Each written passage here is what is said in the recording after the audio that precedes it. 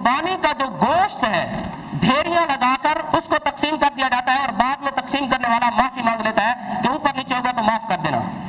اس طرح نہیں چلے گا. قربانی کا جو گوشت ہے اس کو باقاعدہ آپ تول کر ہر حصے دار کو پورا دیں گے.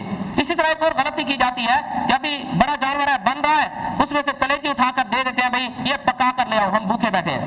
جب کلیجی کا سالن پک کر آیا وہ جو 7 حصہ دار ہے کیا سب نے برابر کھایا؟ نہیں, حالانکہ 7 حصہ داروں کا برابر حق تھا. آپ نے اٹھا کر دے دی کلیجی, آپ کے گھر والوں نے بھی کھا لی. جو حصہ دار ہے کسی نے تھوڑی کھائی کسی نے زیادہ کھائی.